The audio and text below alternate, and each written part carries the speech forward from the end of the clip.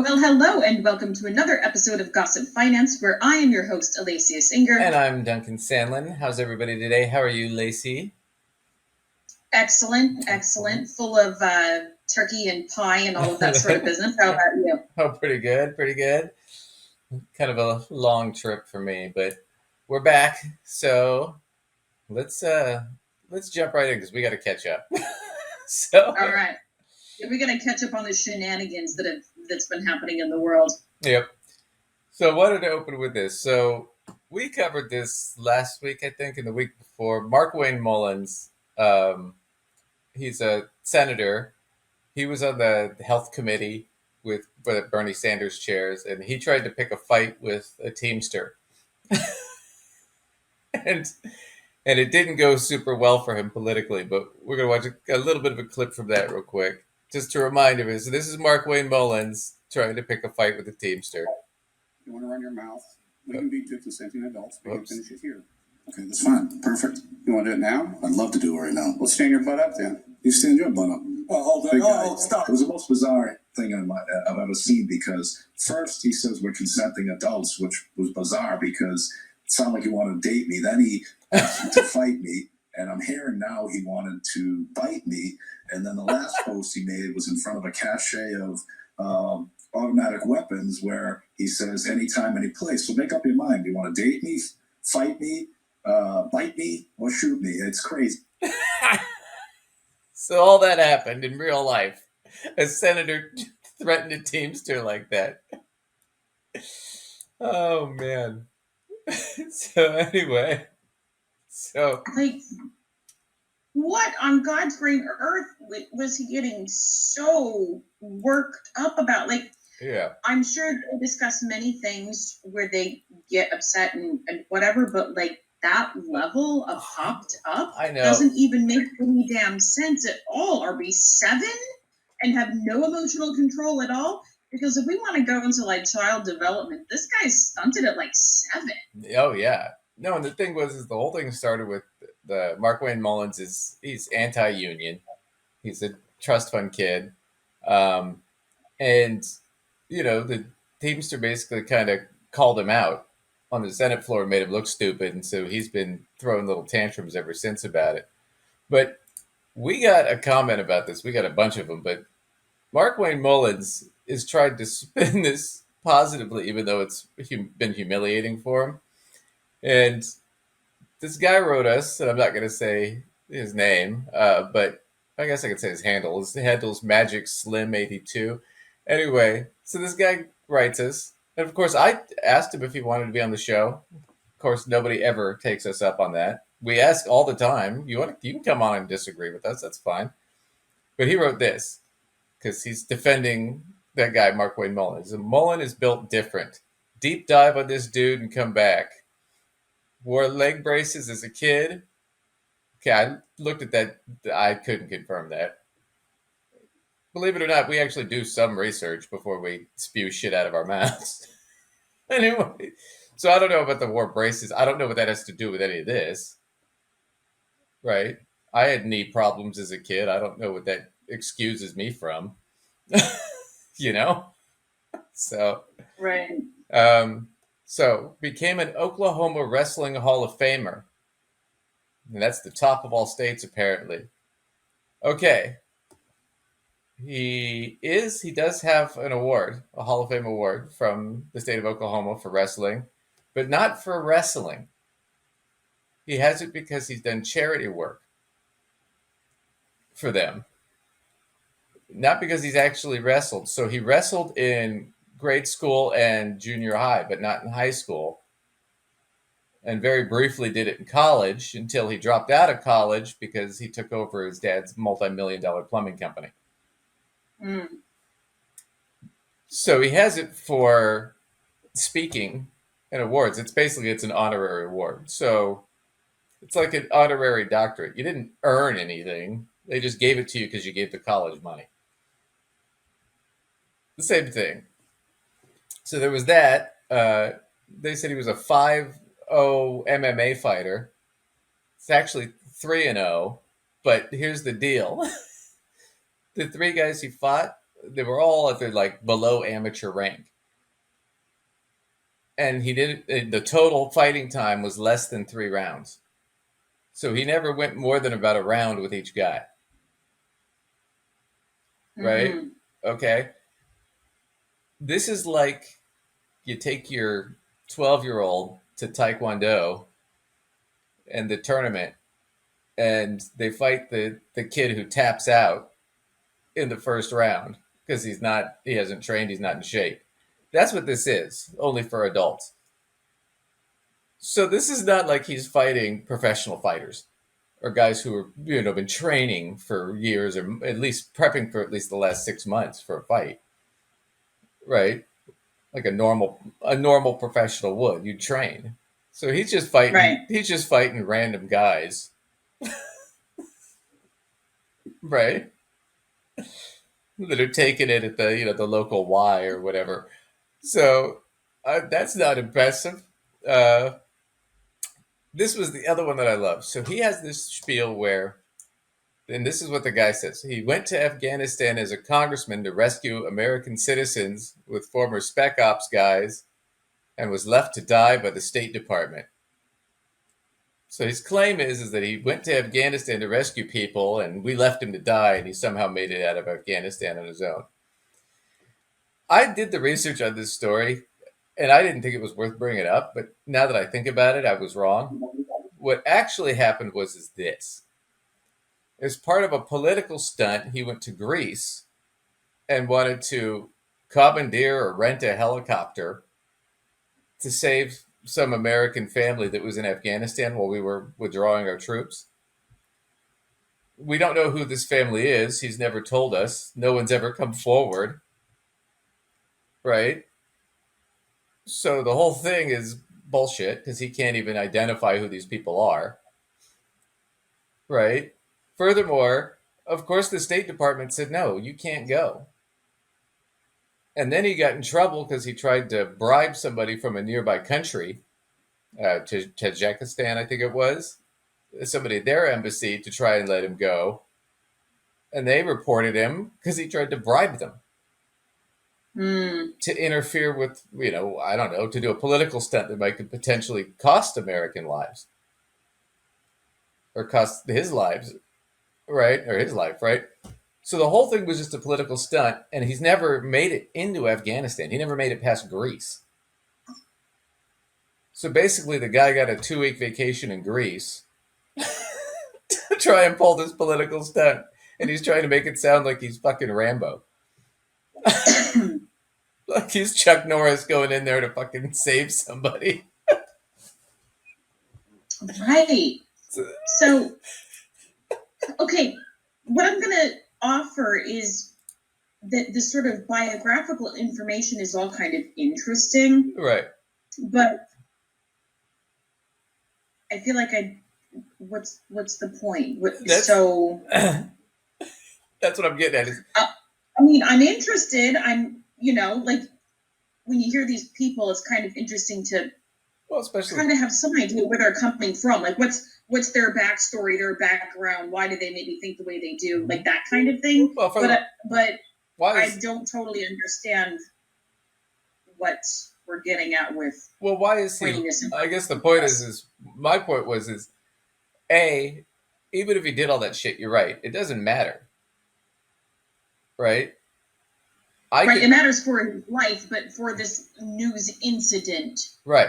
I don't connect it to mattering for the news incident. Right. But it's one of those it's one of those things with like John Wayne Gacy, the serial killer, was actually a really great party clown. But that's not really what we're concerned about here. I mean, this guy might have done things, but now he's trying to pick a fight with a union member and take away workers' rights. That's what we're talking about. That's why we didn't bring it up before, because it wasn't relevant. But it seems like something like this guy who viewed our show was complaining about. Well, no, because their whole thing about it is he really is a tough guy, badass kind of thing. He's not a wuss who's picking a fight because he can hide behind Bernie Sanders. Right? He doesn't actually have to get into a fight, which we kind of did as a side joke. The main joke is, why are you picking a fight when we should be talking about union rights and healthcare. If you have a different view than we do, that's fine, but make your point. Don't threaten the other guy. That doesn't. But that's it was not helpful. It's not helpful. It isn't. But the thing about it for a guy like Markwayne Mullins, because the guy that wrote us, those are his constituents, and they just want to see him posture and act like a tough guy. They don't actually want to see him do anything. That's the problem, and he knows that. So he thinks that it makes him look cool, when really he just looks like a punk. I mean, you just make the Teamster look good. But watch the other part of this clip, because it's just it's amazing. It's just, and he did threaten to bite the guy and all kinds of shit. It was really childish stuff. I mean, it was really stupid, but... He's CEO who pretends like he's self-made. Sure, I wish he was in the truck with me when I was building my plumbing company myself, and my wife was running the office, because I sure remember working pretty hard and long hours. Pretends like he's self-made. What a clown. Fraud. Always has been, always will be. Quit the tough guy act in these Senate hearings. You know where to find me. Any place, anytime. And that's the point. Right there is the Teamster flat out told him, you're not self-made. You inherited all your money in your business from daddy, right? You hid money. You didn't really, you kind of underpaid his employees. You're not some self-made millionaire, right? And you're not a fucking tough guy. You're a U.S. senator. Right. But instead, what are you doing? You're up there trying to posture, and you're lying about your past to try and make you seem like you're way tougher than you are. And that's it. And the guy called him out, and that's why he flipped out. Because now he feels like, oh, well, now I got to fight him. But it's like, no, dude. It's like in like junior high and high school, And, it's literally just like a pissing match. Yeah. That's... Well, it's like that one kid who talks shit, and you call him out on his lie, and he doesn't know what to say, and so he just fucking flips out. He's like, I'll fight you, I'll fight you, I'll fight you. And then as soon as you're like, okay, fine, let's do it, he runs to the teacher.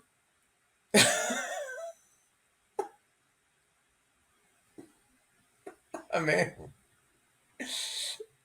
that's the whole thing. I just wanted to cover that again because we got a bunch of comments about, he really is. He's a tough guy. He went to Afghanistan. He's never fucking been to Afghanistan. He didn't make it past Greece. Don't tell me that he's fucking Chuck Norris because, in some action Chuck movie. Norris. Because he is. He's trying to sound like he's in Chuck Norris in some fucking action movie, rescuing POWs all by his lonesome. None of that happened. None of that happened. All right, let's move on from this guy. Yeah, I'm done with him. I'm done with him. I'm done with him too. But let's move on to somebody more fun. Let's move on to Lauren Boebert, questioning I think this guy's the director of Social Security. At least he's testifying on behalf of the Social Security Administration. And Lauren Boebert doesn't really understand how things work, shockingly enough. So here she is questioning him. I get this clip from Brian Tyler Cohen. Allowing delinquent employees to sit on their sofas at home instead of actually getting to work and doing their jobs. This is absolutely unacceptable. So our employees are working whether they are in the office or at home, and they are. Are you monitoring the work that they are doing from home on a regular basis? Yes, we are. Every employee, do you have the numbers of the hours that are submitted? Are you counting how many times they're logging into their computers and responding to casework? So our employees are subject to the same performance management processes and oversight they are whether they're teleworking or working in the office. And we have systems in place that our managers use to schedule, assign, and track workloads. And that includes individual employee workloads in many cases. So real-time understanding of what actions are being processed at any particular given time. Additionally, our employees are required to be accessible to their supervisors, clients, colleagues, and external parties during work hours via a variety of means, including instant messaging, video platforms, and telephone. They are connected to the workplace, whether they are in the office or at the home. So just to clarify, it's somebody who owns a business and has hired people and had people do remote work, especially since COVID, right? A lot of us have had to do that.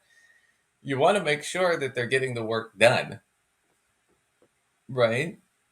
And part of it is if they have to be on a clock, you want to make sure somebody's there to pick up the phone if, customer callers or whatever, right? And Social Security, you get a lot of people calling on a regular basis trying to figure stuff out. Right.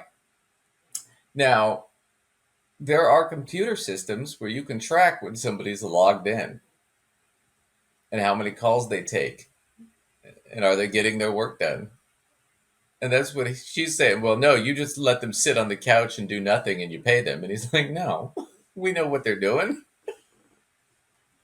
We can account for where they are and what's going on. I mean, it's not, they check in, right?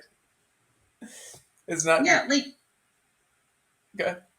I guess I shouldn't say nobody, but virtually nobody that works remotely for somebody else is doing so without being checked up on in a certain respect. You can't really literally just get away with doing absolutely nothing. Right. You just can't, because they're looking for a certain amount of productivity. Could you be doing it in yoga pants and could you be sitting on your couch while you're doing it? Yeah, you could be doing it that way, but you still got to be doing it. Yeah. Well, you're talking about a woman who's owned a couple restaurants. One of them gave a bunch of people severe diarrhea. But, I can understand. For her kind of business, yeah, the employee physically needs to be there. Right. Right? To cook the food, to serve the food, to clean, to do all that stuff. The person who is answering the phone for me, I don't care where they're answering from, as long as they have the tools at their disposal to help me with what I need. Right. But there's a reason why Social Security has started hiring more remote workers. And it's not necessarily by choice, it's more by necessity. And I think they get into it right here a little bit. Then why is the backlogs for Social Security applicants increased from 41,000 to 107,000? Because we've been historically underfunded for a number of years now. I don't think you're underfunded. You're funded at the Nancy Pelosi levels. At the Democrat levels, we just continued that same funding. So I would say at pandemic level spending. So I would say we have an increase of over 8 million beneficiaries over the last 10 years. At the same time, we experienced our lowest work staffing levels at the end of FY22. That's a math problem. That is a problem. If you have those workloads increasing and you don't have the staff to take care of those workloads, you're going to have the backlogs that you're talking about, Representative. And so that's it. That's part of the reason they've gone remote, is because 8 million people retired during the pandemic because they were afraid of the pandemic. Remember how freaking busy we were during the pandemic? Right. Because everybody wanted to just bail, right? Yeah. So you've got 8 million more people than you normally would have retiring and no increase in budget. So what are they doing? We're hiring remote workers because then we don't have to provide an office. Right. It's a more cost-effective way of them to be able to keep things running. Right. So we found a solution to try and fix the problem. It's not totally fixing the problem, but it's alleviating some of the pain here. And you're bitching at me about, well, that's not efficient because they're not physically in an office, where technically they're going to be less productive. That's just a fact. But she set it up so it's like, okay, you can't win either way. Right? We either solve the problem, right, or we don't solve the problem. And you want to say, well, I just can't handle the solution. Then give me more money. Oh, I'm not going to do that. You've got plenty of money. No, I don't. Anyway, this has been heavily reported on, boys and girls, since especially 2011, after the first big government shutdown. And under Obama, the Republicans shut it down and they cut the the number of administrative employees for Social Security. So this just little chart here, percentage change from 2010 to 2023, funding adjusted for inflation. All right, the budget has gone down 17% in the last 13 years. The number of staff has gone down 16%, but the number of beneficiaries has gone up 22%. And she can't figure out why there are more people that are backlogged. Because there's less employees, less money, and more people. Yeah, that's ridiculous. And she can't seem to figure that out. I mean, it's the whole thing is nuts. And this has been going on for over a decade. We've been talking about this. The Republicans caused this problem because they wanted to kneecap Social Security because they want to get rid of it. And then now they're bitching about Social Security found a solution. It's not a great solution, but it's a solution. Just cracks me up. But yeah, they definitely want to get rid of it. So we'll see how all that goes. But I just think it's hilarious because it's like that took me 2 minutes to Google that. Right. It's like don't they have staff and interns and whatever? They don't even have to do their own damn research. Just like, have your intern do some Googling to make sure your damn questions make sense. Yeah, just type in Social Security staffing. That's pretty much all I typed in, and boom, that article came. That like 20 articles came up and said, yeah, they've been understaffed since 2011, right? Since their budget got cut, and we haven't increased it since then. So they're suffering, and they can't figure it out. So, when you're when your grandma and grandpa or mom or dad or whoever doesn't get their Social Security check on time, that's why. Just remember that when you go vote. When you retire and you need that Social Security to survive, remember, they're going to try. Remember, your vote counts, kids. Yeah. Your vote counts. She's going to try and prevent you from getting it. So, damn Skippy. I'm Skippy. Anyway, we'll move on because here are the big things coming up. So we got the election coming up next year, right? 2024. It's going to be kind of a big one. But the big issue, of course, is abortion is going to be the biggest issue on the ballot that everybody's voting for, right? And we'll get into that in a second. The issue, though, that conservatives seem to keep pushing, which I don't understand, is transgender rights. They're very much against trans people having rights. And they're trying to pass, hundreds and hundreds of bills, just this year, hundreds of bills, to take away rights from trans people. And the lovely, lovely people at the Daily Wire, which is a conservative shill outlet that takes a lot of corporate money from conservative donors, they just produced a movie about trans women in sports. Oh yeah. Oh, you're gonna love this, Lacey. This just shows you what assholes they are.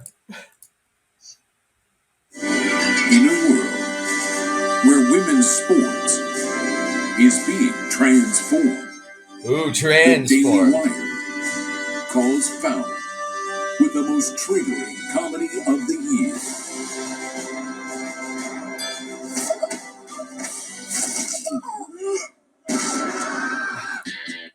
See how stupid that is? Are you serious right now? Yep. That's a real thing. They made a fucking motion picture. First off, I want to tell you this. As somebody who's done fighting and knows people who've done wrestling and stuff, we do it by weight class. So even if we're... Yeah, there's like no way somebody that size is going to end up being put into a class with somebody that is as little as that. No, there's no way. I used to do tournament martial arts when I was in college, and there's no way they'd put me in a ring with a guy who's 6'6", 240 all muscle. There's just no freaking way.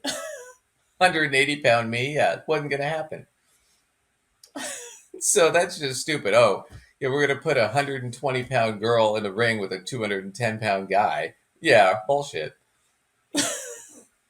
But that's the whole They premise. wouldn't put a 120-pound girl into a ring with a 220-pound girl. Like they're not gonna have people of those different weights, regardless of any gender or sex situation. They're just not. That's not how it works. Well, it's just part of it is it's just they're running on this issue of trans people shouldn't have these rights and stuff, but it's wokeism or it's unfair or whatever.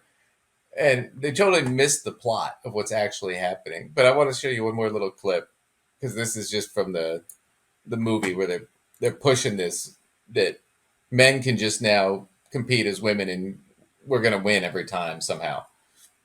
All this now. My 8-year-old daughter told me all about it. So a guy can become a girl with no physical changes at all. Oh, that's called gender fluid. So I can be a woman on the court and a man in the bedroom. I can't believe it's nice. You mean when Okay, so no, you can't. That's the premise of this is they're misconstruing what's actually happening because it's been legal, especially like in the Olympics since 2003. They've had rules about transgender people competing, and the rules are pretty simple. It's you have to have a certain testosterone level. You have to have a certain, a certain level of transition. So it's not like They evaluate it hormonally. right. So it's not like I can just decide I'm going to be a So woman. we can't, put a wig on you and throw you into a women's sporting something. Right. Especially like a wrestling match where I'm bigger than everybody. Plus, the issue. So, like, here's a quick article because they did restrict it a little bit more in the Olympics just recently. Which you can agree, disagree with. I personally think it's a little overblown, but I don't make the rules for the Olympics. So, but transgender athletes banned from track and field competition. That's actually a little off. That's so Semenya, who's this trans woman here, is actually a competitor. So she had been able to compete without restrictions in events outside the range of 400 meters through one mile, but will now have to undergo hormone suppressing treatment for 6 months before competing to be eligible.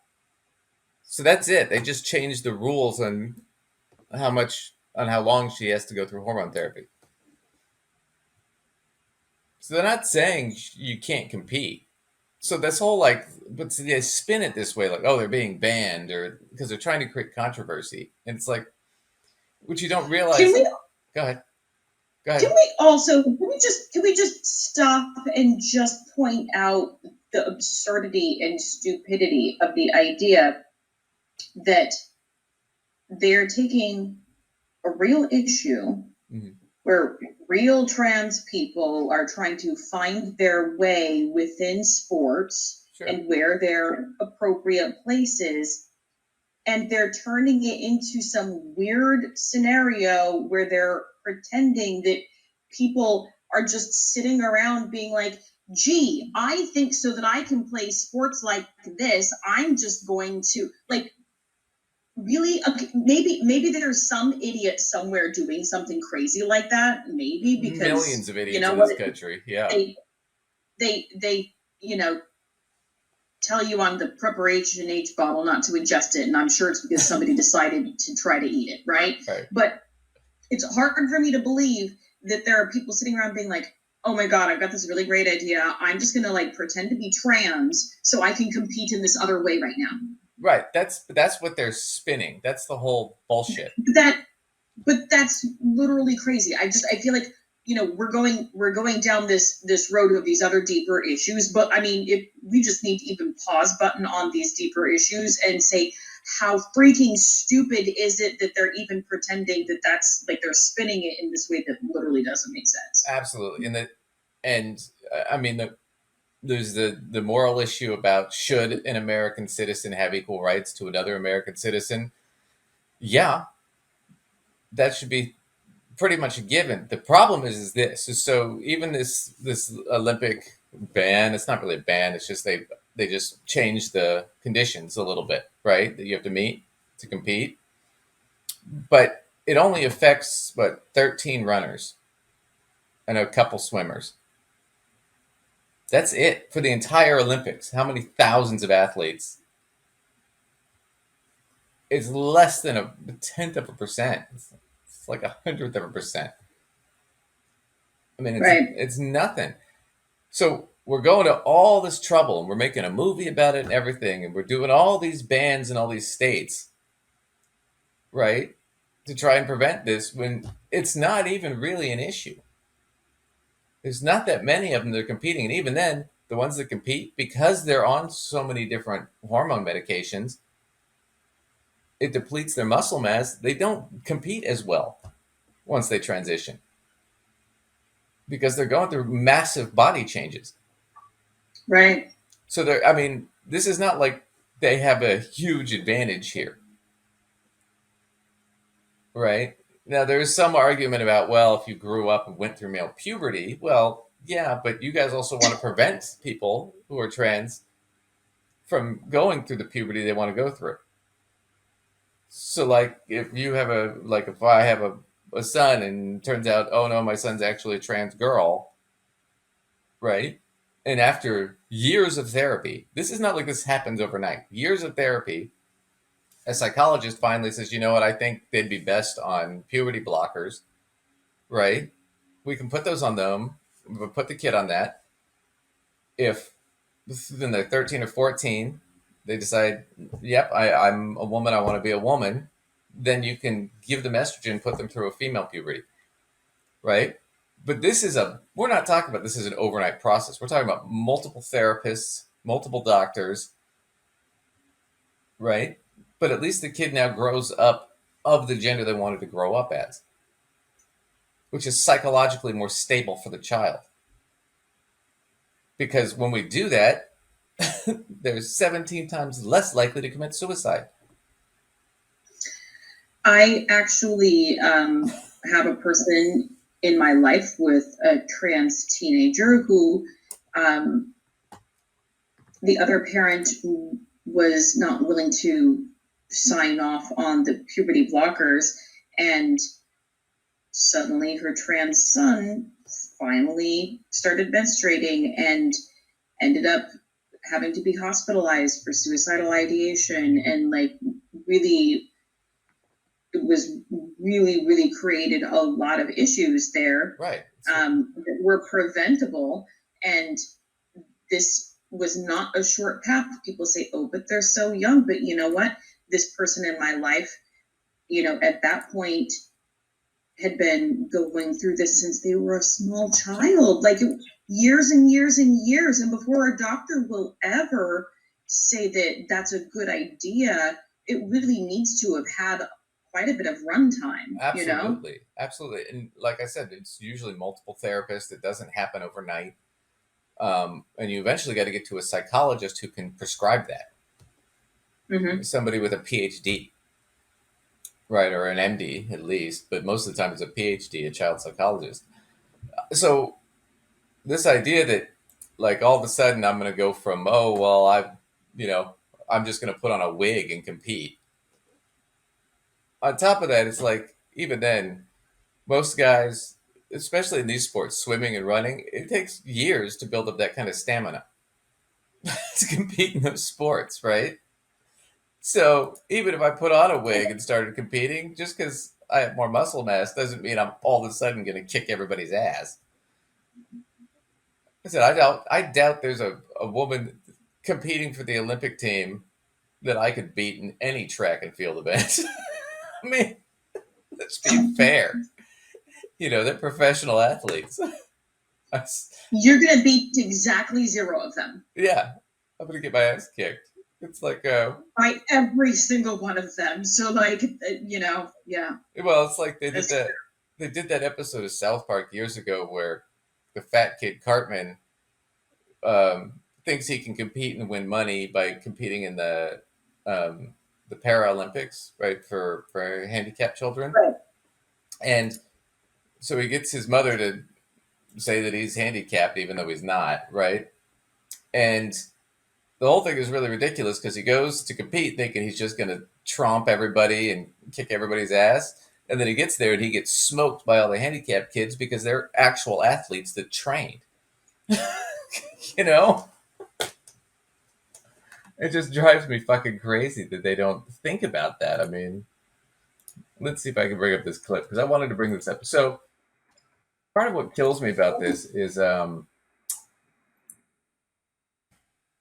Republicans are banning transgender people from competing in sports, but they can only do it for like public institutions, and they can't really do it for college because that's overseen by the NCAA, right? So those rules are set by a different organization, a private organization. The Olympics are a private organization, and they have their own rules and they allow people to compete, and they do it based on what the science says. But what we're saying is we're not going to let kids compete at the junior high school level because why? They never really give you a reason because they think it's unfair. And it's just ridiculous. Let me see if I can bring this up. This ad is not coming up. Or this video, sorry. I just think it's ridiculous because... hang on. Let's see that. The other thing about it, too, is I think the most common sport for transgender girls to compete in high school. You'll never guess what it is, Liz.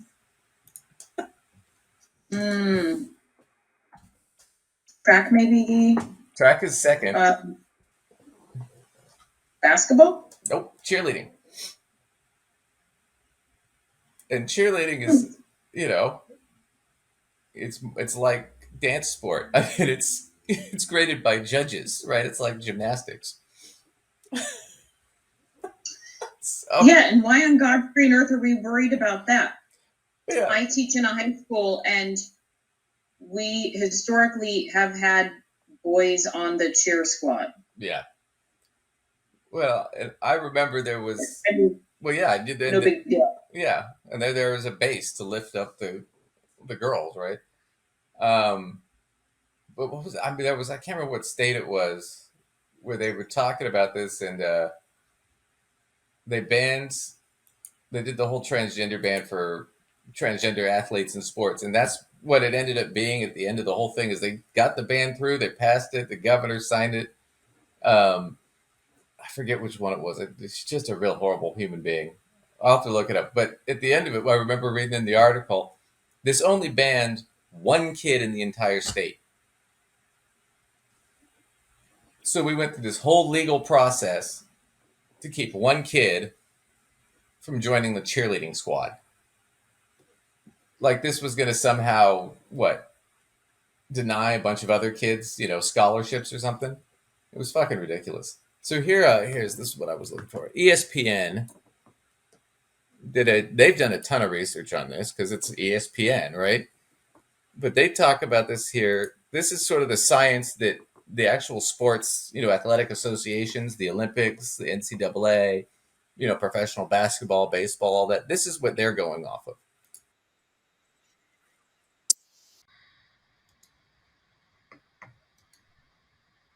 Testosterone is a hormone present in both males and females, but at vastly different levels. Initiates some major changes in terms of size, strength, bone structure, hemoglobin levels, which are very important for endurance.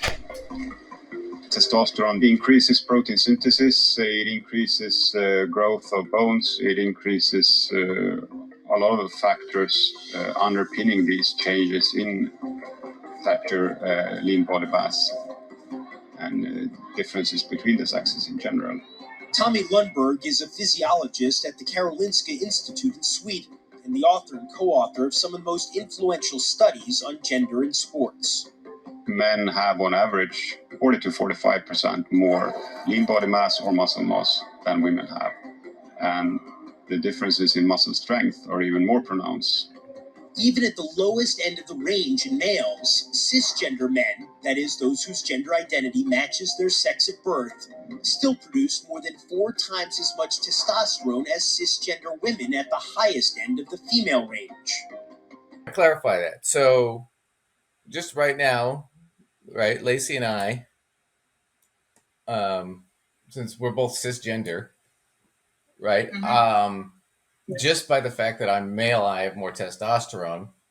I'm going to have more lean muscle mass. I'm going to be stronger, right? That's just a fact. Just in general. I mean, it's not 100% of the time, but most of the time, that's the case. But here's what ends up happening when you're talking about a transgender person who's transitioning or has transitioned. And he's going to get into that because it changes this whole scale. Because right now you see the difference is really dramatic. But this is a cisgender woman and a cisgender man. So really testosterone drives these sex differences and is then a really good marker for whether you have undergone and benefited from a male puberty versus if you have not. One of the key issues concerning transgender women athletes centers on those physical benefits that accrue as a result of undergoing male puberty, also known as testosterone-driven puberty. To compete in women's sports, transgender women are typically mandated to undergo hormone replacement therapy to reduce testosterone for at least 1 to 2 years. We see in essentially all studies published on transgender women undergoing controlled therapy that they do reach female levels around 1 to 2 nanomoles per liters. There is a reduction in muscle mass, muscle strength, muscle cross-section. So there it is. So if you undergo transition, you're pretty much within the normal scope of a cisgendered woman for testosterone. So you don't have that advantage that they're claiming you have anymore. And if you catch it early enough, your kid doesn't have to go through the trauma of going through a puberty of a gender they don't want to, like we were talking about before. And then you don't even have the debate about, well, did they have an advantage because they went through male puberty? Because they didn't. Right. So you're spinning an issue for fucking no reason. And really, it's like we're making laws to prevent kids from competing in middle school and high school, which is less about them becoming professional athletes and more about them socializing and learning life skills. But when it comes to professional athletes and professional organizations, they don't have rules like that where it's just because of how you were born, because that doesn't make any sense. Because then why would we let LeBron James play basketball? He has an unfair advantage. It's huge. Why would we let Serena Williams play tennis? Right. So, I mean, the whole thing is just stupid. But my point is that's what the right is. Their big issue is this equality thing. And it's like, I still have to remind you, we're talking about less than 0.5% of the population. And of that 0.5%, even a smaller percent that actually want to compete in sports. And of that percent, even a smaller fraction of a percent that's going to ever even compete at sort of a professional level. So I just want to take a second to loop this in a more direct sense to finance, in that let's also stop. Okay, there's the I want to win thing, but the conservatives are, or at least conservatives that are putting this stuff out, I won't label everybody, want to have us believe that people are competing, men are competing as women because they want to win. And make right? more money or as something, one of their, well, let's stop. Can we come up with one sport where women make even close to as much money as men do? So like, okay, even if we wanted to jump on board their crazy idea that suddenly it means that the trans individual is going to win, right? And they love to talk about men transitioning to women. They don't really talk about women that transition to men as much. So that's where I'm jumping in here. Right. But so they want to like cut their pay.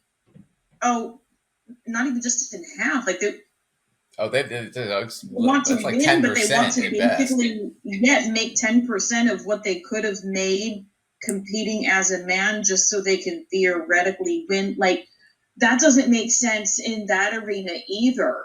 Like, well, they're not even looking at their own argument in a way that's at all logical. I wouldn't take that deal if I wasn't actually a person who was actually legitimately transitioning. I wouldn't be like, right. Okay, so you mean to tell me now I'm going to be making 10% of what I did before? Never mind, forget it. Leave me over there. You Right. know what I mean? Right, but you're thinking about it rationally, like it would have to be a professional athlete who thought they were going to get an advantage. They're thinking about it as, Joe Schmo who's sitting on his couch eating potato chips could just put on a wig and all of a sudden he's going to beat the shit out of all these women who are professional athletes. That also makes no sense. That's my point. It's really hard to spin this in any way that actually makes sense. Well, and all the angles sound crazy. Well, and one of these things is like, when guys bring this up and stuff, and I just saw this, and every time I've had this conversation, it's like, you didn't give a shit about women's sports until you can find something to hate about. They don't care at all about women actually making an equal paycheck. They just want to make sure that no trans women go and compete, that only women that were literally born into biologically female bodies can win at the zero pay level. Right. Right? You're like, right. Why do you care now? So, well, Republicans, I just to transition, because we have a lot of time on that, but just to transition out. So that's Republicans. That's one of the big things they're running on, is preventing the 40 or 50, it's less than 100 trans women who might want to compete in sports professionally, right? They want to try to prevent that. That's what they're running on. Meanwhile, I think the Democrats are running on a better issue that they need to tout more, which also has a biological aspect to it that conservatives don't seem to understand, and that's abortion. So we're going to look a little bit at that because there was just a big case in Texas recently, and we're going to look. This is the readout with Joy Reid, and they looked at this because this is just a microcosm of everything that's going on. But the Texas Supreme Court heard arguments today on whether the state's abortion bans hurt women with complicated pregnancies. It's part of an ongoing lawsuit filed by a group of Texas women who say they were denied abortions despite grave risks to their own lives or to their fetuses. A lawyer for the Center for Reproductive Rights, which filed the suit on behalf of the women and two doctors, said the bans have left doctors confused about what care they can provide. The abortion bans as they exist today subject physicians like my clients to the most extreme penalties imaginable: life in prison and loss of their medical license. And while there is technically a medical exception to the bans, no one knows what it means, and the state won't tell us. In August, a lower court judge temporarily exempted women with medically complicated pregnancies from the state's abortion bans. Texas attorney. The problem is, though, is they say that because they've got two issues. One is they don't want to address the big issue in the room, which is, why are we taking away this right in the first place? Why are you butting into what somebody else is doing with their doctor? Right. It's not, these women getting abortions, it's not a risk to other people. It just isn't. And so there's that. But furthermore, now you've got thousands of cases, right, in the United States since the ban, right, that Samuel Alito wrote and the justices, voted on. Thousands of women going through or dying or coming near death or having severe medical problems, or they have to be on the verge of death before the doctor can perform an abortion, right? And then this if these women want to have children in the future, a lot of times that's not possible because they just went through this really physically traumatic experience. Now they're infertile. Right. So you're actually, if it's the, well, we're doing it to save children thing, it's like, well, you've just denied a bunch of potential children the right to life because mommy can't get pregnant anymore because she had to deal with your fucking abortion ban. The big issue here is for the doctors is we can sit there and say, well, in certain situations, but what does that fucking mean? So if I perform the procedure and I'm the doctor, right, I can still be sued because it's not clear. So I have to check with my lawyer before I can do my job. I mean, it's just fucked up.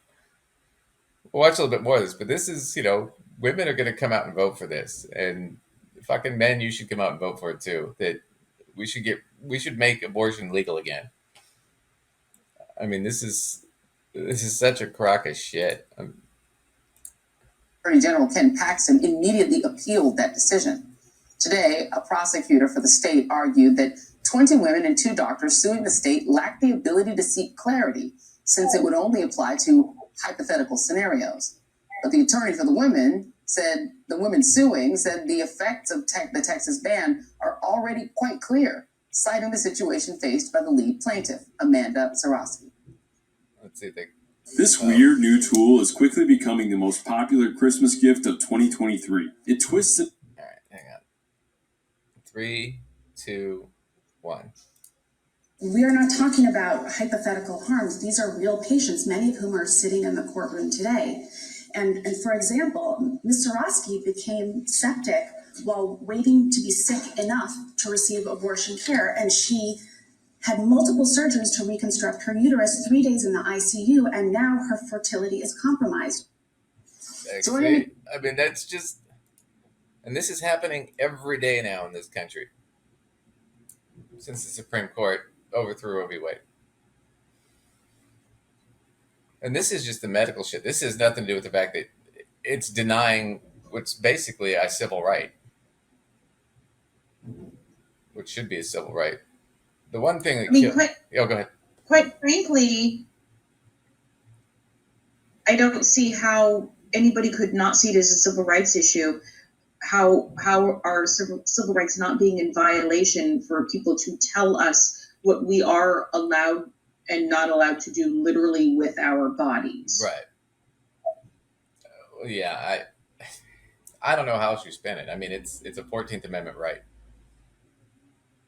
Well, the conservatives that wanted to go away want to say, but what about the rights of the baby? That is not a citizen, and it does not have any rights until it is born. It doesn't have any rights. Right. It doesn't have rights yet. Well, and I've even just skipped past that argument about when is it a person shit, because I mean, it's philosophical. I would go into the more practical point of it is you have 2 people, right? At minimum, the mother and the fetus. Okay, let's say they're both people. I grant that, right?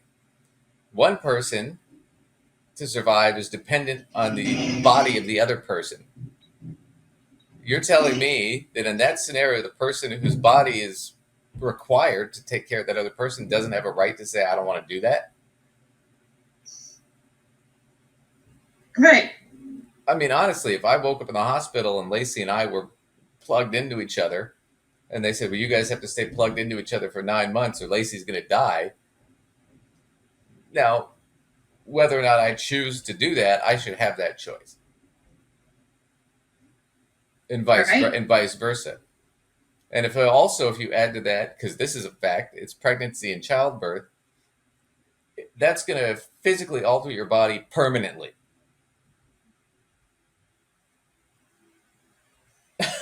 Right. And if a woman's going to go through all of that, who the hell is anybody else to tell her she should or should not be able to, Well, you have a fundamental right just about in anywhere else in medicine, right? I don't have to listen to my doctor. I can check myself out of the hospital and If I want to die of cancer on the street, nobody can stop me. Right? Right.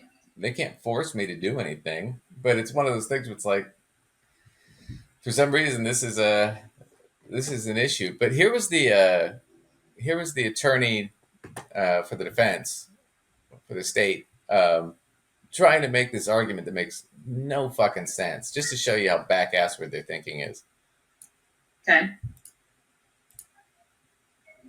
Your position is that in order to seek the kind of clarity that these plaintiffs are seeking, you have to have a woman who is pregnant, who has some health condition that she believes places her life at risk or impairment to a major bodily function, but her doctor says, I don't think it does, and she has to then sue the doctor and maybe the attorney general at that point, and then she would have standing. I don't know if that would be the only circumstance, but you would at least then know that the law is the problem and not the doctor refusing to perform an abortion.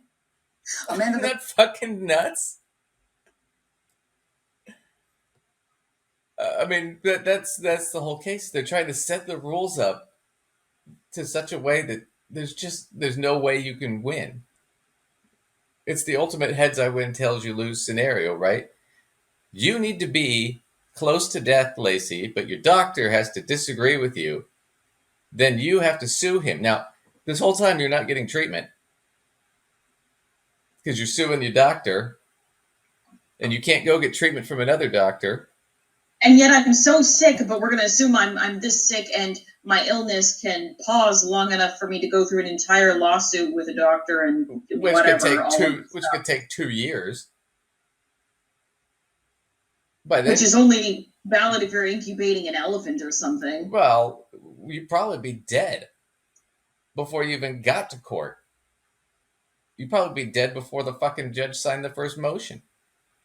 Because you're talking about on the verge of death. And the doctor has to disagree, which really fucks it. Because now, let's say you're on the verge of death, your doctor agrees, but they won't perform the procedure because it's not clear what on the verge of death means in the law. And he could lose his license and go to prison, or she could lose her license and go to prison, right? So if your doctor agrees with you, you have no right to sue. Even though your doctor agrees with you that we should do this. So you still don't have the right to have it done or to sue. So she set the rules up that there's just no way. But that's how they have to play this game, because they can't make the argument on the merits. Meanwhile, like I said, they're trying to spin the whole transgender thing. Let's ban the 50 transgender women who want to play sports. But let's not help the thousands and thousands of women that are going through medical problems today as we speak. Yeah, I mean, that's literally crazy and doesn't make any sense, honestly. No, I know. It drives me fucking insane, but that's what it is. It's all this has come down to. It's a big fight over should women be treated equally to men. And go ahead. I know. I was just agreeing with you. Yeah. Well, and just to make the cold-blooded financial assessment of that, I'm going to tell you something right now, and this is just a fact. It's been proven many, many times.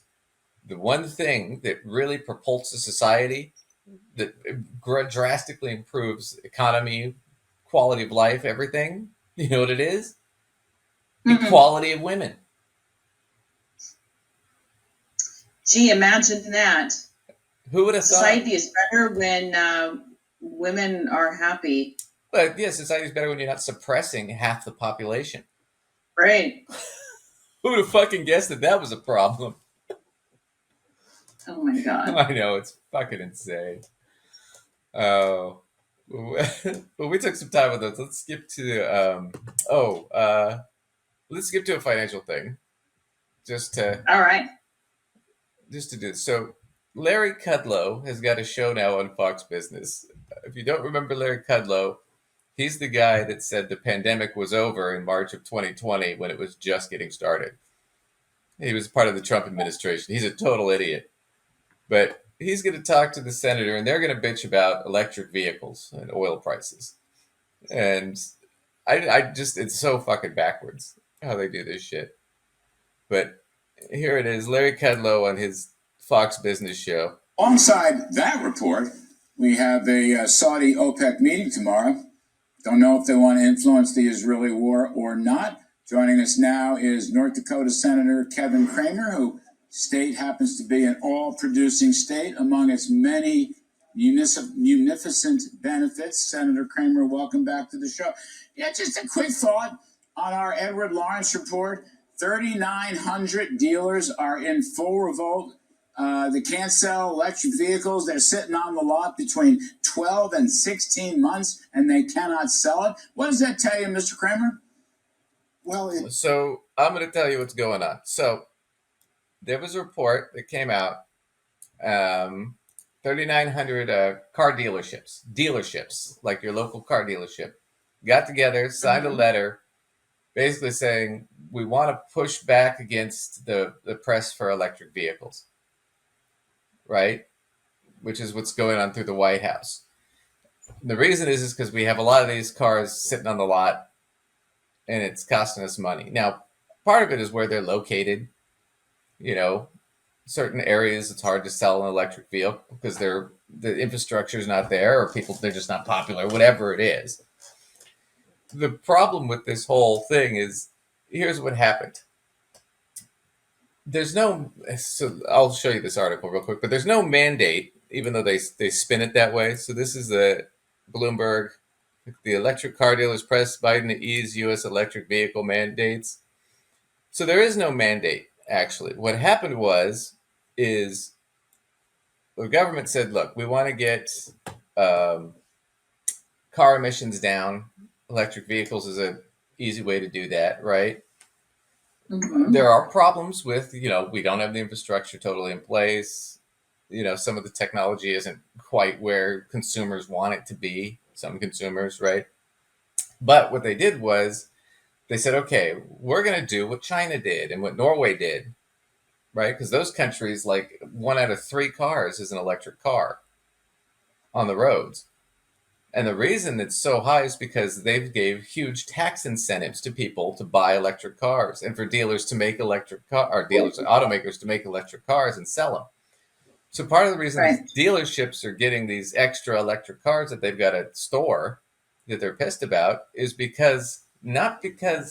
of it is because of the president, but part of it's because of these tax incentives, right? If I'm the automaker and you're selling, I'm, Toyota, you own a Toyota dealership, and I'm telling you, well, 20% of the cars on your lot have to be electric vehicles so I can get the tax break, or you have to pay me inflated prices for everything. And I'm sorry, that's just regulation risk. That shit happens all the time in business. But they're bitching. It's like, okay, so you want to raise the taxes again on these things? Well, no, we don't want to raise the taxes. We just don't want, we want you to still get the tax breaks.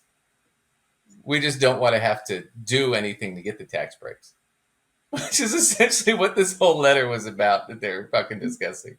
So I just wanted to sum that up before they get into it, because it's so stupid.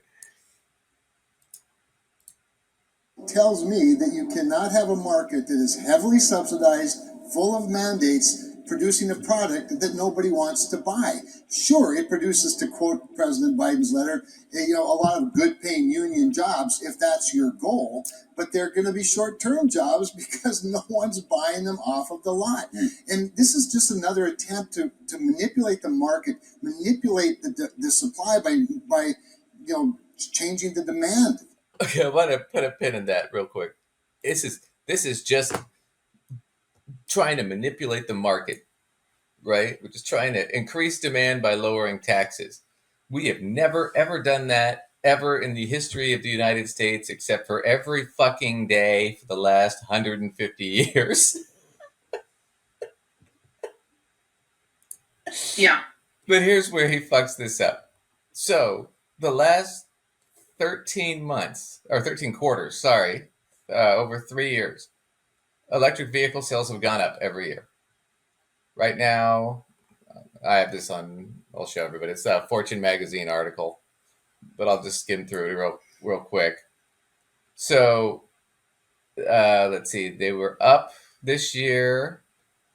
And let's see, right now, we're trying to get them up to where they are like in, see, 33% of sales in China are electric vehicles, 35% in Germany, and 90% in Norway for the first 6 months of 2023 of this year. Okay. So there's an advantage to this environmentally too. The problem is that a lot of our car dealers and automakers didn't ramp up for this. They didn't prep because they were so busy gouging prices after the pandemic to sell what they had at highly inflated prices, and they were making money hand over fist. It never occurred to them that, oh, maybe we should gear up and start developing better technology or start investing in developing more, places that you can do recharging or better batteries. So now what happens is all the automakers in the US are having to go to Tesla and beg for batteries. And Tesla's been lowering the prices of their cars, right, to try and put pressure on General Motors, Solaris, right, Ford. Because if Tesla lowers the prices of its cars and makes them more affordable, then these companies can't mass produce them and push them and buy them out of the market, which means they have to now lower the prices of their shit. And because they didn't bother developing the battery technology or trying to get their own patents or anything like that, now they're in a position, though, even though they have all the manufacturing capability, they're kind of screwed because they got to go to Tesla to beg them. And Tesla doesn't have the manufacturing capability. So now Tesla can overcharge them. So even though, like, what ends up happening is the cost of EV is down for buyers by $3,700. It's still a little bit more than a gas car, but it's not that much more, and it's coming down even more. And you're seeing more and more people. So this whole bullshit about people aren't buying them, people are buying them. The problem is that a lot of these dealerships in these states, especially North Dakota, where they're conservative, they're telling everybody, don't buy the electric vehicles. They're pushing this whole narrative, and then they can't understand why people aren't buying electric vehicles. It's like, because you just spent millions of dollars to do ad campaigns against them. And then like, it doesn't make any sense. And you want the tax breaks from selling them, but you don't want to have to sell them. Like, it doesn't make any sense. You can't have it all the ways. Right. You gotta pick. At some point, you gotta pick. But like I said, this is the definition of tripping over your own dick. I mean, it just amazes me. But Larry Kudlow is such an idiot, and this guy's not any brighter. You can't force it. The market can do that. Yeah, you can't force it. You can't jam it down people's throats. This is America. The culture said nobody's jamming anything down. They're just giving tax breaks. That's not jamming it down your throat. No, I mean, that Biden will not listen to this. Let me move on. OPEC meets tomorrow. Saudi, OPEC Plus, which means Russia, in the middle of this Israel, Hamas, Iran war and so forth. What's going to happen here? How do you read this OPEC meeting, and what do you think the Saudis will do? Well, it looks to me like they're prepared to either, keep status quo or even reduce production, which I think the recent drops in price have anticipated an increase in OPEC production, and now the tea leaves are looking the other way. Well, that's why they're dropping. So he was close. I'll give him that. He was close. He just misread the thing. So oil prices have been going down, right? Now, that's good generally for us because we're the biggest consumer of oil in the world. So for the United States, that's wonderful. If you're Russia, China, Brazil, Saudi Arabia, that sucks because you're getting less of that American money that you're dependent on, right? For us as the consumer in America, that's great news. But now he's upset that it's like, okay, what OPEC's going to do is they're going to try and squeeze down oil prices, right? What they're going to do is they're just going to produce less oil to try and raise the price, right? Which they've done many times before. They try to control the price. Well, now they don't have as much leverage as they had before. Why? Because we produce more energy than we consume. Because our consumption's gone down, but our energy production's gone up. And why is it that we're in this better position to bargain with them and to manipulate oil price? I don't know. Maybe because of electric vehicles and electric stoves and shit like that that he's all fucking pissed about. I mean, if your company was outperforming your competitor, you wouldn't be complaining about, well, why are we outperforming our competitor? That's stupid. We should be giving them the advantage. Right. But then he's going to double down and get even stupider. I just love this clip. I saw it the other day. Wanted to share it with the world.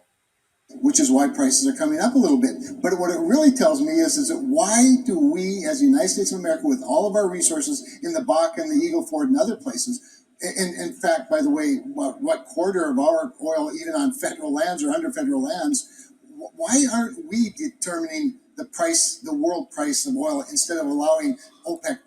Well, that's a good question, right? Why aren't we doing things to determine the price of oil? Like, oh, I don't know, reducing our consumption, right? So he's against reducing consumption, but he wants us to tap our reserves and produce more oil, thinking that somehow that'll give us total control. Well, let's look at this real quick. This is just Worldometer. This is a couple years old, but it gives you a good sense. So our oil reserves, this is what we have in barrels. This is tapped oil. So we have the 11th largest in the world. Probably should be higher, but whatever. Our oil production has gone up. We're first in the world under global rank. We produce more oil barrels per day than any other country. We also consume more. So this is our deficit, this 4.8 million barrels a day that we have to deal with from OPEC, right? You go back 10 years before Obama made us push for all that and we became an energy exporting nation, right? Before that, you're talking about oil production here was next to nothing. And that number was 3 times what it is today. So yeah, we've actually built it down to the point where we're consuming less and less while producing more, and we are manipulating oil prices. So we're doing everything he wants us to be doing. He just doesn't like the way it's working. I mean, this is like getting everything you want. You just didn't like the way we got there. At that point, I want to say, stop your bitching. Right. You know? Right. You got everything you wanted. Shut the fuck up. On top of that fact, I love Biden's just pushing this EV thing to manipulate the markets. Yeah. Yeah, of course he is. But then what does he turn around and say? Well, we should be mining and producing more oil to manipulate the markets. Can't we do a little bit of both? Furthermore, just from a military perspective, you don't want to tap your fucking reserves unless you have to. We got to go to war. We're going to need all that oil. Right. Well, just like once you start tapping your reserves, listen, it's not that different from when you tap your emergency savings in your personal bank account, right? Once you start tapping that, you have to stop and go, whoa, what's going on here in my finances that's requiring me to tap this? Right. And how do I stop the bleeding? Right. Looking at the oil, people get themselves really uncertain because I don't know anything about oil, but you could literally just boil it down to that sort of thing. Once you start tapping the reserves, you got to kind of pan back out and look at what's going on, because you start getting yourself into pretty questionable territory. Yeah. And there's still some of that. I mean, you could make an argument that maybe we should be tapping more, but there's still this Cold War mentality where part of the reason we went, we got into the bed with Saudi Arabia and a lot of those countries that we really shouldn't have, even though it was horrible, was partly because it's like, well, we have all the oil reserves here. Yeah, but those are our reserves. Mm-hmm. Right. And if, push comes to shove and we run to the point where we're running out of oil, which is more of a technology issue, there's always going to be plenty of oil. But the question is can we get to it? Because it's getting more and more dangerous to dig deeper and deeper. Right. Right. But if we've got stuff that we can get to easily that we just haven't tapped yet, right, that's the smarter thing to do. Because if push comes to shove, we at least have the ability to get oil. So at least we're going to be okay. But that was always the thinking during the Cold War about oil. It was better to take it from the Middle East or take it from, Argentina or Brazil or whatever. It's better to get it from them than to tap our savings. Right. Right. So anyway, I just thought that was a fun clip of two idiots. Man. And Larry Kudlow, man, he is so stupid. I can't believe I can believe he's got a show on Fox Business. I couldn't believe he was in Trump's cabinet. I mean, considering Trump, I can believe it, but yeah, I was gonna say, I don't know. Oh, that guy couldn't find his butt cheeks with both hands. I swear, it's so stupid. Anyway, let's that was the news segment for today. Let's move on. Let's do at least one clip. We have time, we might do another. So for this clip, it's mostly for you, Lace. This is a woman. It's called A to Zen Life is the name of her channel. And she's doing a bit on 10 personal finance lessons that changed my life. And she's kind of a minimalist about how she does stuff. It's minimalism and saving money. But I thought these would be fun to go over. We're pretty much going to agree with her, but it's going to be interesting because we'll have some disagreements about how to do things. But let's just start with her and we'll go through it. Today, I wanted to share 10 personal finance lessons that have changed my life because I don't want it to take you as long as it took me to figure out these things the hard way. And number one on this list is that money isn't just money. It's freedom. One of the biggest aha moments that I had about money was to stop thinking about what I could buy with my money and to start thinking about what I could do with my money. I shifted my mindset away from the idea that the purpose of money was to acquire more material possessions, and instead I started thinking of money as a tool that... So that's not bad. I mean, part of it is if you want to buy more material possessions, that's your goal, then that's your goal. Sure. But you know what? I absolutely love that because that is a mindset shift. We've all been conditioned to understand that money gets us stuff, but we don't stop and think about what we can do, about the actions. And maybe this will get into another point of hers because I'm going into this cold, guys. I haven't seen it.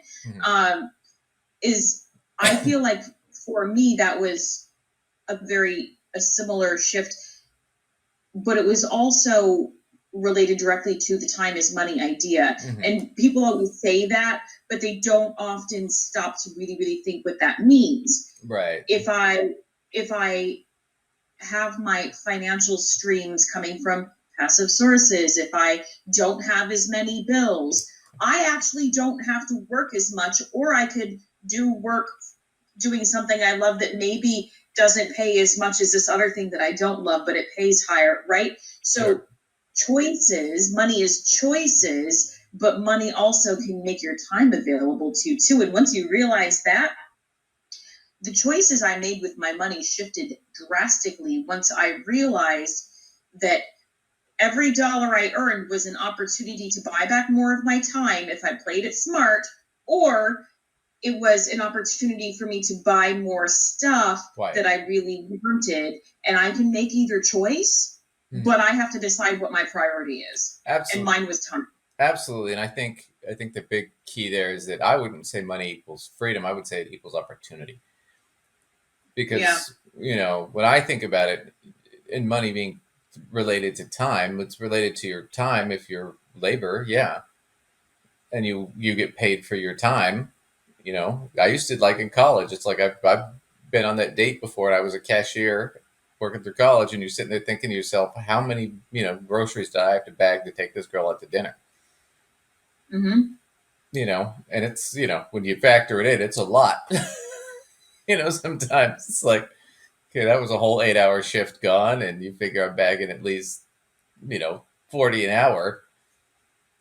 Right. Now we're talking about quite a bit. So how many tables did I have to serve in order to afford this night out and take this person to this concert and whatever? Yeah. All right. How many floors I have to mop, toilets I have to scrub? Yeah.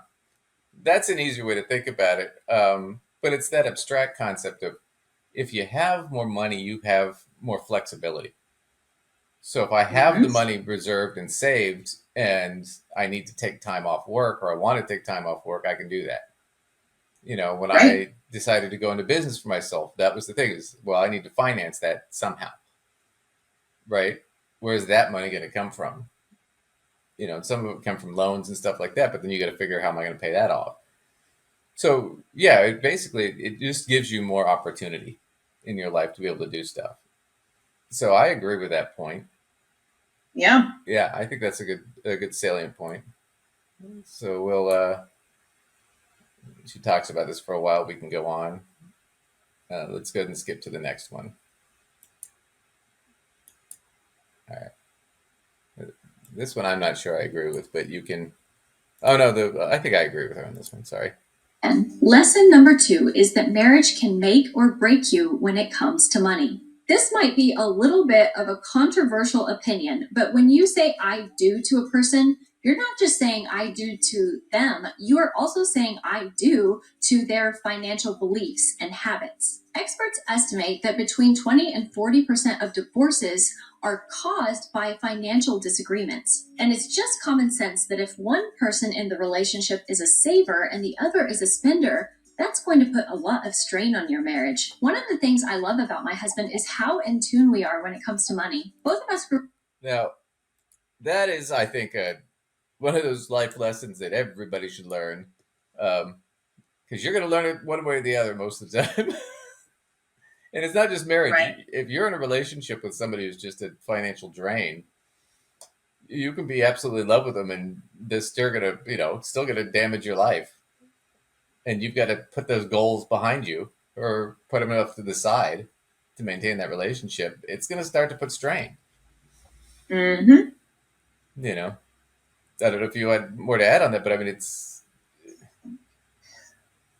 In general, yeah, relationships, I would agree with her in general, will make or break you. It's like you're either on the same page or you're not, or you're going to do the work to get on the same page or you're not, So in that respect, yeah, gosh, I don't know if I'd put that in my top 10 list, but I guess if you have really, in life, if you feel like you really took a bad turn with that one, it could make your list pretty quickly. Yeah, and just it's something I think to be aware of, is that when any relationship you have, whether it's a business relationship or personal relationship, any relationship where finance is going to be tied into it, I think you should at least be aware that you're taking a bit of a risk, right? Right. Because you are going to rely on that other person. And if that other person, can't get their stuff together, you can't get your stuff together, maybe you should, rethink how tied you want to be. I'm not saying you can't be in a relationship. Maybe you're in a relationship and you're like, look, we're not going to see eye to eye in money, so we're just going to keep everything separate. Yeah. And I'm willing to forego certain objectives, to make this work, but you have to understand what the trade-off is. I think she makes it a little bit more dire than it needs to be. There's a trade-off though when you get into a relationship. Hopefully for your sake it's a positive one, but sometimes it's not. Right. I'll say hopefully it's a good trade-off, where you're mostly in the win column, but yeah. Yeah, it'd be ideal if you guys could see eye to eye on everything, but that's just never going to happen. I mean, right. There's going to be an argument eventually. So let's get to number 3 here. Lesson number 3 is that you need to pay attention to both the inflow and the outflow of money. And what I mean by this is the best way to achieve financial security is to balance the time and effort that you're putting into saving money as well as making money. I like to think of it like a football game. You need both a good offense and a good defense if you want to win. Defensive strategies are the ones that help you save money, such as frugal living and budgeting. And offensive strategies are the ones that increase your income and help you build wealth, such as starting a side hustle or investing in the stock market, or even doing something as simple as negotiating a pay raise at work. One is good. Okay. Wow. I thought she was going to talk more about budgeting initially, but you need to have a budget too. But yeah. Go ahead. Yeah, no, but you need to think about, this is a simpler concept than she's making it. It's what we typically do is we talk about what are your short-term, mid-term, long-term goals, right? Mm-hmm. The biggest thing is you need to prioritize what your goals are, right? This is absolute priorities, right? This is an absolute goal. Buying the new car isn't necessarily, right? But paying for college is, or I want to get a better education or whatever it is. Whatever it is I'm planning for, I want to buy a new house or something that's an investment over time. That's where you prioritize, but then you have to factor in, okay, well, how much am I going to need to do that, right, for savings? And how much am I going to need to save in the event that, let's say, I'm out of work for 6 months or something goes wrong, right? Right. So that's where she's talking about the defense portion of it is the strategy portion of saving money.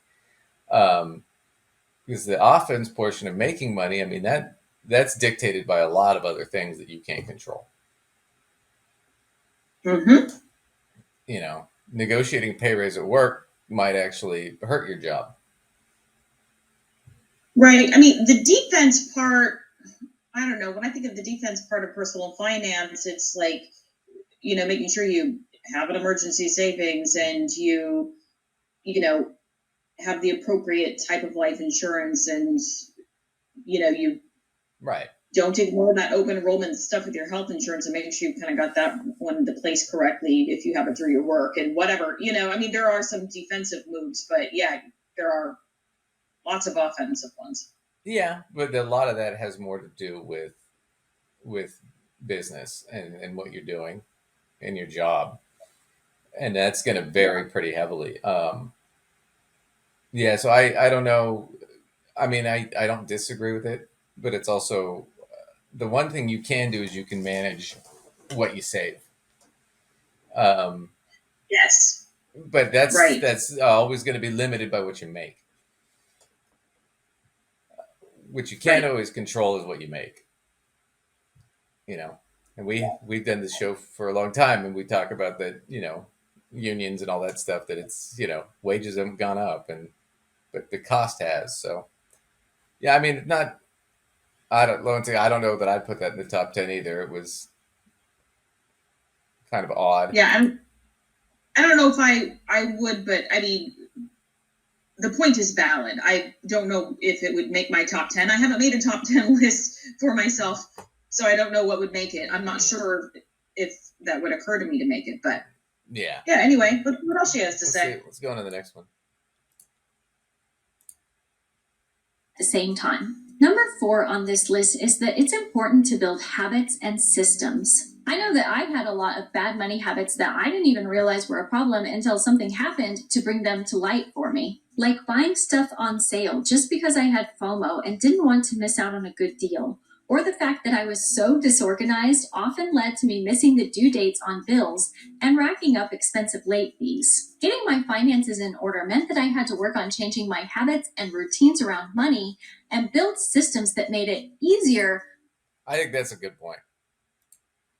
It is a good point, and it's got a pretty far reach, like from how you deal with your mail, how you deal with prioritizing those random, I call them one-off bills, the things that come once per year, like the property tax. Like, I've got clients that are like, yeah, I paid off my house, but now I have to deal with the property tax. Right. Do you have an automatic transfer that goes into a savings? What do you do when you physically get it? Because it's cheaper if you pay it earlier. If you wait longer, it actually, you get a bit of a savings by being on top of it.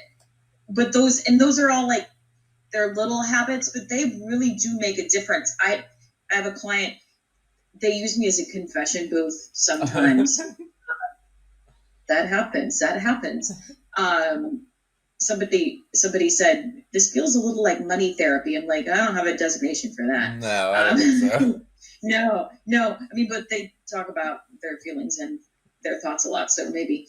But so I ended up being their confessional, and somebody confessed to me that they could have saved $100 if they paid their property tax sooner, but in the shuffle of their organization and systems, they didn't adjust to having to take care of that on their own. Mm-hmm. You know, it's a new thing, and it's a habit that hasn't happened yet, and how they deal with taking care of it on their own. It got paid, but $100 more expensive, and they're all like, you know, I don't sneeze at $100. $100 is a decent savings, so they were irritated, you know. Yeah. Well, but there's also a point here too of you need to, so little things start adding up, and that's how you get nickeled and dimed to death, right? It could be something as simple as you're a contract employee, not a W-2 employee, and you don't plan for your taxes. So end of the year, now all of a sudden you owe whatever it is, 15% in FICA tax, plus you owe your federal tax, plus you owe your state tax. Now you owe whatever it is, 24, 25%, 28%, and you didn't save any of that money or plan for it, or you didn't pay it monthly or quarterly. I've seen those things add up really quick, and now you're in a ton of debt. Right. Really not through any ultimate fault of your own, but because you didn't prepare, you didn't know enough to prepare ahead of time or think about it. Right. You know, and those can be solved by, like you said, having adequate emergency savings. Because you'd be like, oh, so I screwed up. It's a good thing I saved this money. Right? Because you don't know what's going to happen sometimes. Sometimes your car breaks down. Sometimes you got to repair something in your home. I mean, shit happens. But yeah, no, but I think if you get into, just in general, just you get into sort of good habits about, you know, thinking about things like, okay, you know, I could go buy the new pair of shoes, right? But then I won't have that money available if this happens or something else happens, right? Mm-hmm. But then it's like, okay, but I have plenty of money in case that happens. Okay, now I can afford to go buy the new pair of shoes. And it's not a devastating thing, right? But I can see that too. And I've had clients before. It's like, well, I buy everything on sale. And it's like, yeah, that's how they sucker you in. Right. As they mark it up a ton and then they tell you it's 50% off. They're still making money. Right? But then you end up, absolutely, once again, you end up consuming and buying too much shit. Mm-hmm. You know, tell you right now, if you walk into your closet and you're like, I've never worn this, you're probably buying too much shit. Right? So yeah, I thought that was a good one. I think that's a good, just generally getting in. Go ahead. Or not being thoughtful with your spending. I want to add that to what you just said, because I don't buy too much stuff, but I've taught myself that most of the time I don't buy something as soon as I see it. I actually tend to, you know, wait a day or two and then go back for it. I've even done that on vacation, and I've been like, wow, I'm really still thinking about that thing. I literally am going to backtrack to that place and get that thing. Right. But I don't like, I'm also a bit of a minimalist, honestly. I don't like having stuff. I spent the money and the space in my closet or cupboard or whatever apartment. So I've spent the space and the money, and I'm holding on to this thing. It's not a thing I use. Like, that doesn't feel good to me. Right. You know? Right. And then it just feels like it was a waste. Yeah. Well, let's go ahead and move on to the next one. But yeah, it's still a good point. All good points so far. To track and save money. And speaking of saving money, number 5 on this list is to always live below your means. Most experts. Yeah. So that's a key point. Yeah, I mean that's. You should. Gosh, I mean, if you're gonna order them, that might be like freaking rule number 1, because if you can stay below your means, you have so many choices with what to do with excess, whether it's fund or invest or throw in a savings or a kid's college fund. I mean, Right. that's key. No, absolutely. Absolutely. But yeah, that's the thing about it is sometimes when you're, I mean, if you're doing like business and I'm investing in a business, there are times when, you're above your means, but it's not you, it's the business that's above its means. So you want to make sure that if the business sinks, you're not handcuffed to it. Right. Right. You don't want to be handcuffed to an anchor that gets tossed overboard, Absolutely. So there's that, but I mean, when you're talking about your personal life, you want to set a budget and stay within it. Right. If you can't, that's where people get into trouble, is when you start overspending. Now you start owing and you can't make up the difference because you're not making enough money. And that really screws people. I think this next point is kind of the same point you made about the marriage thing. That you need to be careful about who you let inside your circle of trust. This is one mistake. Yeah, I think it's the same thing. Wait, no, I want to hear what she has to say about it. Sure. That I had to learn the hard way, not just once, but many times over and over again. I used to be a huge people pleaser, and there were many people who took advantage of me, both emotionally and financially. And there was even one girl who I once considered to be my best friend growing up, who stole a bunch of stuff from me, including jewelry, money, and even my clothes and underwear. Oh. Yeah. Well, I think it's more of it's like the marriage thing. It's you got to be careful who you connect yourself to financially, and realize there's going to be a risk there, and vice versa. Right. It's always a risk, but with friends, it can show up a little differently. I think it shows up a little differently. I like to buck the trend that it's impolite to talk about money. I decided, screw that. Keeping money too quiet is not good for a lot of people. Yeah. Well, I mean, but that being said, there's something to be said for if people, gosh, this goes directly against it. There's something to be said for, certain people. You got to be aware of who not to say things to. Right. While I'm not all about keeping money super silent, because it's how a lot of people don't know anything about money because nobody will talk about it. Right. But you have to make sure, the company that you're keeping and who you say what to, because there are some people in your life that if they find out you actually have an emergency savings, their emergency magically somehow likes to become your emergency. And it's not to say you can't help other people out, but people, you can get drained from people financially, and you have to be careful of that for sure. Absolutely. And like I said, I think it's okay to say, look, be private about money to a certain degree, but also be realistic about when you talk to people about what the expense is to you, so they understand that, right? I'll give you like a real simple example. It's not too personal, but like when I was in college, it's like my friends would come over, and they'd raid my fridge, and you're sitting there like, after a few times that, it's like, I didn't make that much money, and it's like, I'm out of food and I didn't eat it. Right. So I finally just told my friends, I can't afford for you guys to be doing that anymore. So the rule is, if you want to come over, bring something with you. We'll just potluck this from now on. And that worked out really well. But that's just one of those things. But I didn't tell them how much money I had or saved, because then if you do that whole thing, well, look, I can't afford to do this anymore. And they're like, well, you got $10,000 in the bank. You can afford it. It's like, well, that's not what that money's for. Like, but that $10,000 isn't to feed all of your broke butts. That $10,000 is to pay my tuition, and if my car breaks down, and if my whatever, that's what that's all for. It's not for like your burrito habit. Yeah, no kidding.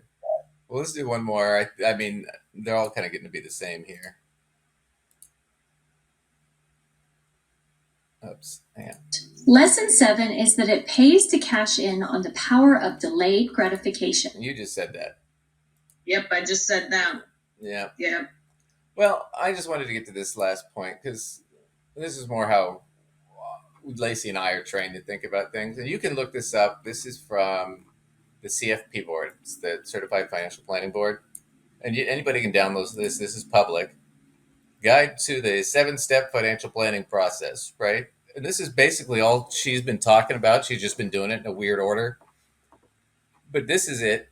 Let me zoom in on this a little bit so it can be a little clear. So, step 1, when I meet with a client or Lacey does, you understand their personal financial circumstance. So you're trying to figure out where are they kind of at currently, right? Then the second step is trying to figure out what are their goals? What do they want to achieve? So identifying, selecting goals, prioritizing goals is another term for it. But what do you want? And let's get them in order, right? To what we want to achieve first and last. First, what are they at all? And then let's try to rank them to the best of our ability. Right. Then, of course, analyzing clients' current course of action. So what are they doing now to try to get there? And where can we make improvements? And that's where you come into step 4, developing the financial plan, right? And then step 5 is when you recommend the plan. This is the plan. Does that work? Do you like it? If they don't like that, then you just redo step 4 and 5 again until you get it right. And then step 6 is you execute the plan, but you got to stick to the plan. And then step 7 is just make sure that you're sticking to the plan. And then you update the plan because things change in their lives and you start with 1 again. Then you just keep going around this wheel over and over and over again, which is all she's really kind of talking about in a nutshell. I mean, she's not doing anything ultra creative here. I think it's important for people to understand, but that's really what we're doing. And when we're sitting there like, what's your current circumstance? What are your goals? What is, do you have a budget? Are you invested? Do you need to be invested? Are you trying to buy a house? What do you need to save to do that? How much do you make? What can we cut? Where can you get more income potentially? If that's an option, maybe it is, maybe it isn't. But that's really all we're doing at the end of the day. It's not like it's an ultra creative, mystical, magical, just listen to us and you'll be a millionaire bullshit. We don't do that. It's basically just get organized, get a plan, stick to the plan, and be disciplined about it. If you can do that, you're more likely, I'm not saying you're going to be like ultra successful or rich, but you're more likely to not run into problems. Right. And you're likely to have more options and more flexibility with your money because you're more disciplined about how you're doing everything.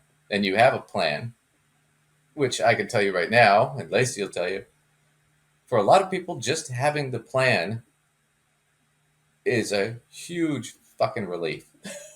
I mean, right? Because most people just sort of going through life, chugging through, and they don't know any of this. And it's all really scary and frustrating. And you shouldn't be scared or frustrated because it really is just the 7 steps. And you can download this online from the Certified Financial Planning Board, just CFP board. But where you are scared and frustrated, what I want to add to that, because people don't think about it enough, is be willing to go there with yourself. And when I say go there with yourself, to be willing to dig into your own fear and frustration because they're coming from somewhere. Mm-hmm. And you need to actually sort of stare them in the eyes and sort of figure out your own behavior. Right. You need to be more interested in your own thoughts, feelings, and behaviors with money than anybody else. Right. Otherwise, you won't do a good job with that plan. Right. So the things have to work together. Just like you have to have goals, you have to be more interested in your own behaviors and what makes you tick with money, because they also flow into what your goals are. You don't want to stand in your own way. Right. And money's not the most important thing in life, but I got to tell you, it can get you some important things in life if you're smart with it. And that's just the nature of our system. Until we live in utopia, this is what we have to work with. So that's kind of it in a nutshell. We're running out of time here. Do you have any last thoughts you want to throw out there? I thought that was good. No, I just have to say, you know what? It was refreshing listening to someone where, we more or less agreed with what they had to say. Like, we might make our list a little differently or whatever. We maybe wouldn't put certain things on a top 10, but we were more or less aligned with the ideas. And so it's nice to see that there's some content out there that that feels like it's really valuable for people. So good job. I like that. No, and I give her credit because I when we first started watching, I looked at it and a couple things, and I'm like, basically, she's just going through the financial planning process. The problem is it took her 20 years to figure it out. Well, you know what? That's why we're here, and that's why she does what she does. That is why people who really do this, right, and are putting out content. It's why we're putting out the content, is because we want to help people to not have to take 20 years figuring it out. Or if it took you 20 years, let's have it be 20, not 30, right? Right. Yeah. And help you get better organized. Well, cool. Well, where can everybody catch you, Lace? Well, as always, you can catch me at mysensewithsense.com, where you can find information about courses, workshops, and articles I've written. If you have questions about those or want further information, email us or send us some clips, something you think we might agree with. We've had a few people send us some things we might agree with, and that's been fun, or something you think I'm really going to dislike. We'll take those too. If you have anything like that you want to send us, email us. And Duncan, where should they do that? You can email us at gossipfinancead@outlook.com. If you want to come on and challenge us, we keep asking and everybody keeps running away. I don't know why. We're not scary. We're not going to yell at you. Anyway, thanks everybody for watching, and we'll catch you next time.